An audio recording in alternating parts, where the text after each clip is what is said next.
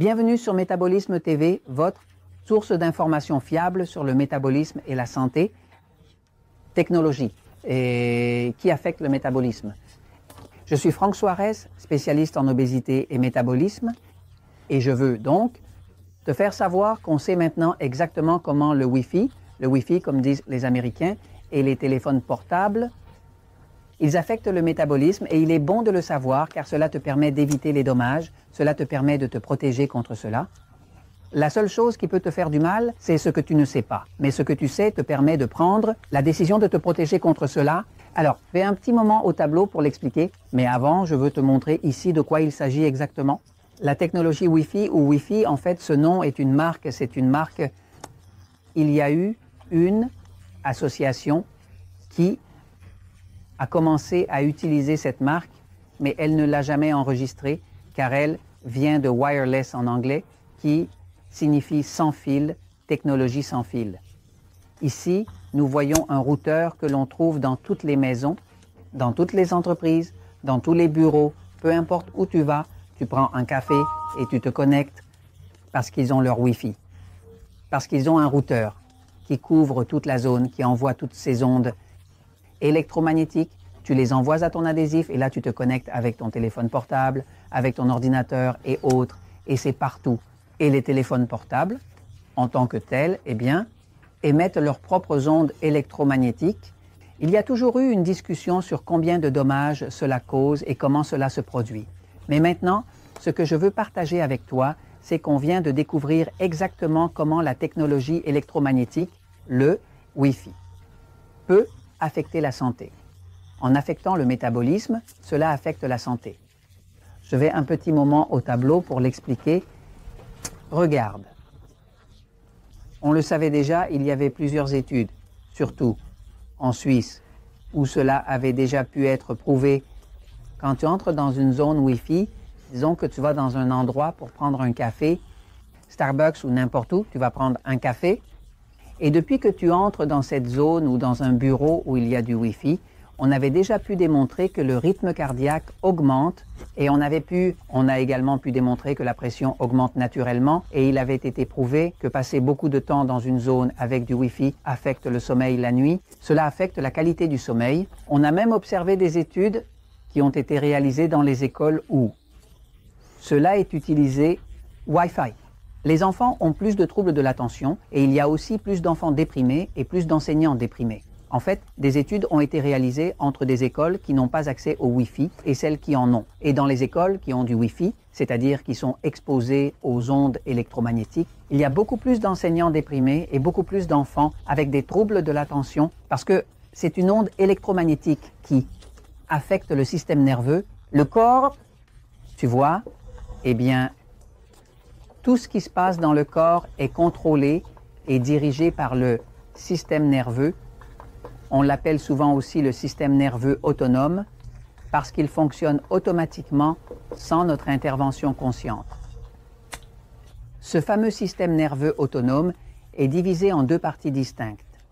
Il est divisé en côté passif, ce que les médecins appellent le parasympathique. Cela a à voir avec se reposer, se détendre, digérer, devenir romantique, défendre le corps contre les infections et des choses comme ça. Non. Et puis il y a le côté opposé, que nous avons tous, on l'appelle le système nerveux excité. D'accord? Les médecins l'appellent sympathique. D'accord?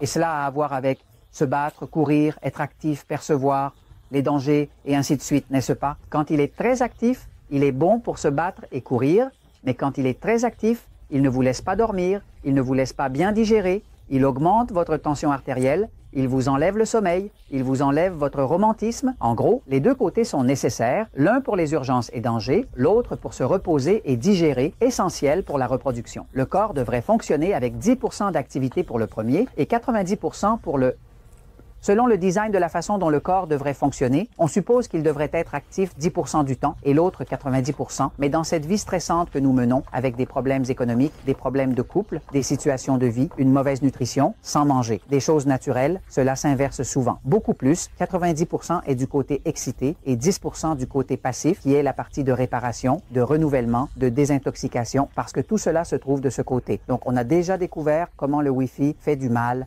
Beaucoup plus, 90% est du côté excité et 10% du côté passif, qui est la partie de réparation, de renouvellement, de désintoxication et tout ça, parce que tout cela se trouve de ce côté.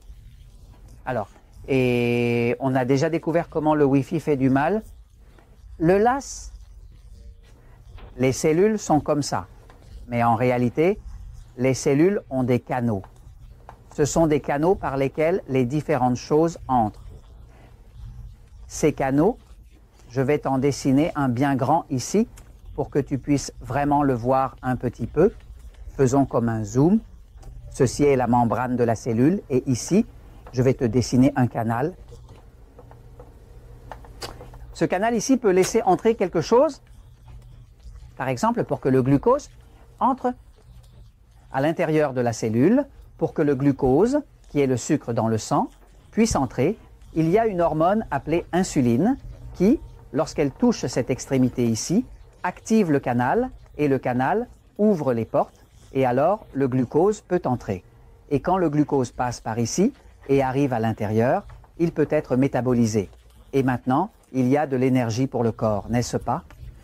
Ce qui se passe automatiquement, tu ne t'en rends même pas compte, n'est-ce pas? Maintenant, il s'avère qu'il y a deux types de canaux dans le corps. Deux canaux. Il y a les canaux qui s'appellent des canaux de ligand. Un ligand, c'est quand une hormone comme l'insuline vient et touche. Quand elle touche, elle l'active et ouvre les portes pour que le glucose entre. Mais que se passe-t-il?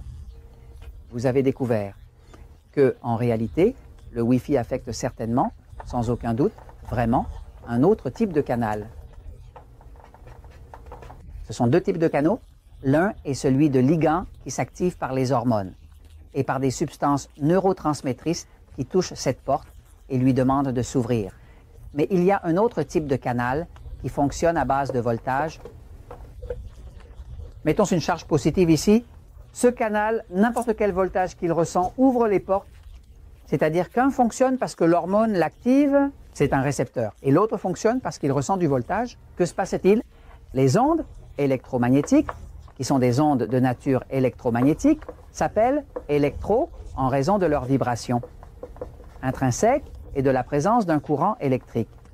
Ces ondes sont essentielles dans de nombreux domaines scientifiques et technologiques. Alors, que se passe-t-il? Quand tu entres dans un champ électromagnétique, comme celui de ton téléphone portable, ou dans une zone de Wi-Fi, tu entres dans le champ électromagnétique, tu ne le sens pas.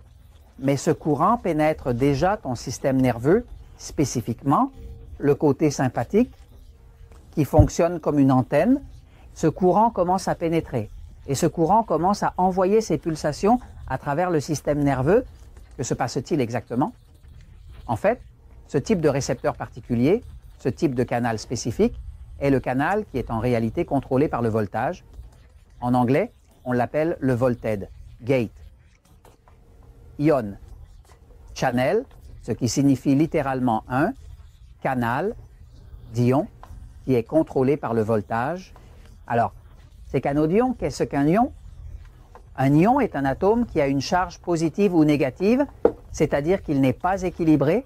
C'est un atome qui est soit positif, soit négatif, ce qui signifie qu'il a une charge électrique.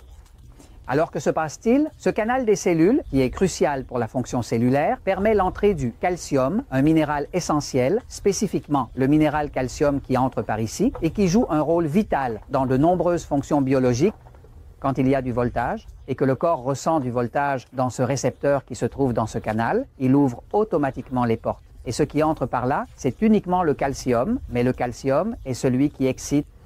Quand tu consommes beaucoup de calcium, le corps s'excite. Le magnésium est tout le contraire. Le magnésium te relaxe. Donc, une personne qui mange beaucoup de calcium va exciter le système. Une personne qui mange des choses vertes, des salades, des légumes, a beaucoup de magnésium, il se calme, c'est l'effet inverse. Le calcium et le magnésium ont des effets opposés. Que se passe-t-il?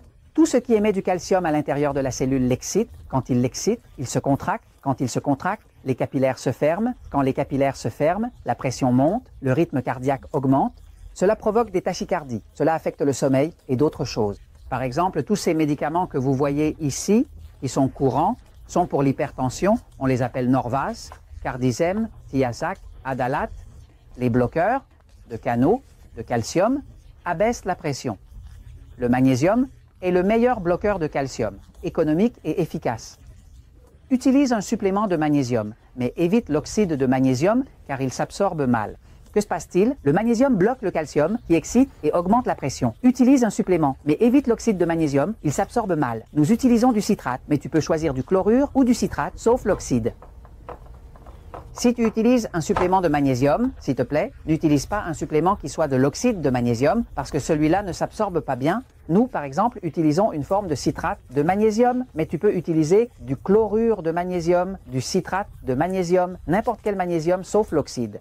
Le magnésium est le principal bloqueur que tu as pour te protéger du fait que le Wi-Fi en tant que tel excite ton système, mais je te recommande aussi que lorsque tu vas te coucher le soir, tu éteignes ton Wi-Fi et que tu mettes ton téléphone loin de toi, loin, suffisamment loin pour que les ondes électromagnétiques du téléphone n'affectent pas ton système nerveux. Si tu as des problèmes de sommeil, si tu as le ventre qui sort, si tu ne peux pas maigrir, si tu as des douleurs de tête étranges, si ça te fait mal par ici, tu dois savoir que le Wi-Fi t'affecte, que le téléphone portable t'affecte. Comment te protèges-tu?